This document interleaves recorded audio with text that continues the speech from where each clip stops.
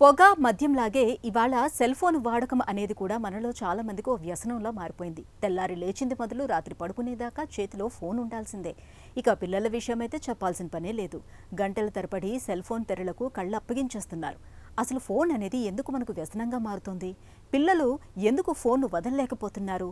ఇందుకు మెదడులో చోటు చేసుకునే చర్యలే కారణమని చెబుతారు నిపుణులు. ఫోన్ వాడకంతో మెదడులో ఏం జరుగుతుందో ఇప్పుడు తెలుసుకుందాం.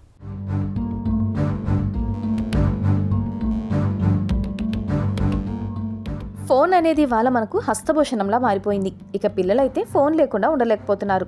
చిన్న పెద్ద తేడా లేకుండా ఫోన్ వాడకం అనేది ఎందుకు ఇలా వ్యసనంగా మారుతోంది? ఫోన్ అనేది పిల్లలకు ఒక వ్యసనంగా మారడానికి వారి మెదడు ప్రోగ్రామింగ్ కావడమే అసలు కారణమని చెప్తారు నిపుణులు. సరదానిచ్చే నవ్వు తెప్పించే వీడియోలు చూడటం వల్ల మెదడులో డోపమైన్ విడుదలవుతుంది. దాంతో మళ్ళీ అలాంటి వీడియోలు చూడడానికి మెదడు పిల్లల్ని ప్రేరేపిస్తుంది. వేగంగా సాగిపోయే రీల్స్, షార్ట్స్ చూడడం వల్ల మెదడుకు ఏదైనా త్వరగా జరిగిపోవాలి అన్నట్లుగా అలవాటవుతుంది. దీంతో చదవడం, రాయడం, వినడం, వీటికి అవసరమైనంత ఓర్పు, ఏకాగ్రత, నిదానం అనేవి పిల్లల్లో క్రమంగా తగ్గుతూ వస్తాయి. ఇక వీడియోలతో నిద్రకు 2 రకాలుగా హాని జరుగుతుంది. వీడియోలు చూస్తూ ఉండిపోవడంతో నిద్ర సమయం బాగా తగ్గిపోతుంది. ఇక ఫోన్ నుంచి వచ్చే బ్లూ లైట్ వల్ల ఇంకా నిద్రకు వేళ కాలేదని మెదడు భావిస్తుంది.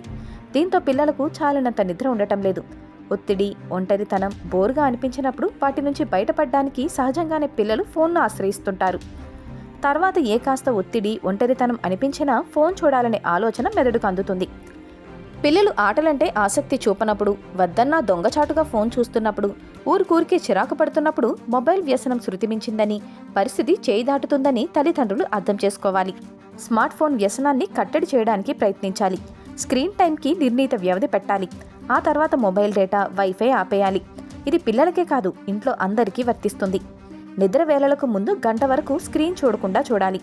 నిద్ర సమయంలో ఫోన్ని పక్కనుంచకూడదు. పిల్లల నుంచి ఫోన్లు తీసుకోవడమే కాదు, వారికి మెరుగైన ప్రత్యామ్నాయం చూపాలి. ఆటలు, సంగీతం, హాబీలు, కుటుంబమంతా కలిసి పనిచేయడం ఇవన్నీ చేయొచ్చు. వీలైతే టీవీ, ల్యాప్టాప్లలో వీడియోలు, సినిమాల్ని పిల్లలతో కలిసి పెద్దలు చూడాలి. వాటి గురించి చర్చిస్తూ చూడటం ఎన్నో రకాలుగా మేలు.